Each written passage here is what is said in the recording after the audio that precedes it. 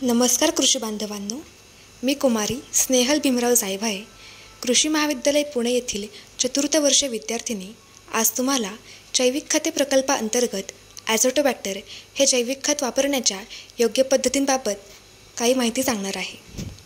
Azotobacter हे जैविक खत पिकांना नत्र उपलब्ध करून देण्यासाठी उपयुक्त ठरते। ह्या जैविक खताचे अनेक फायदे आहेत, पण ते सारे फायदे मिळवण्यासाठी हे खत योग्य पद्धतीने, योग्य रीतीने व योग्य प्रमाणात वापरणे गरजेचे आहे। चला तर मग जाणून घेऊयात योग्य पद्धती नेमक्या आहेत तरी कोणत्या। पहिली पद्धत बीज प्रक्रिया, दुसरी पद्धत रोपांची पुनर्लागवड करताना मुळांवर केली जाणारी ट्रीटमेंट आणि तिसरी पद्धत जीवाणू खतांचा जमिनीत वापर। सर्वप्रथम बीज प्रक्रिया। जीवाणू खताचे 250 ग्रॅमचे एक पाकिट 10 किलो बियाण्यास सोडण्यासाठी पुरेसे ठरते।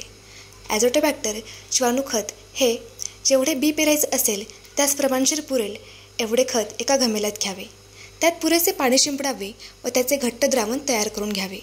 हे द्रावण बियाण्यांवर शिंपडून ते सर्व बियाण्यास लागेल अशा रीतीने सोडावे। नंतर बियाणे सावलीत सुकवावे व पेरणीस वापरावे।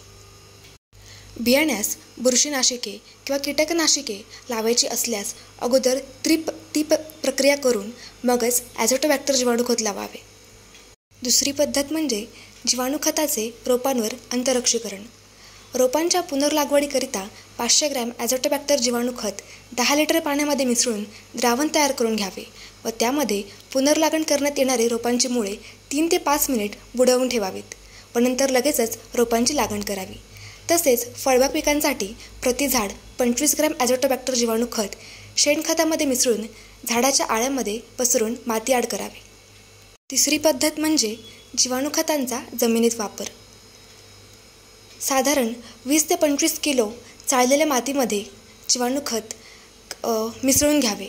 हे मिश्रण नंतर जमिनीवर फेकून किंवा विस्कटून टाकावे किंवा पिकाच्या 2 ओळीमध्ये पेरावे। नंतर हे जीवाणू खत जमिनीमध्ये खुरप्याने किंवा योग्य त्या अवजाराने हलवून जमिनीमध्ये मिसळावे व नंतर पाणी द्यावे। अशा पद्धतीने ॲझोटोबॅक्टर जैविक खत वापरल्यावरती ते पिकांसाठी खूपच फायदेशीर ठरते।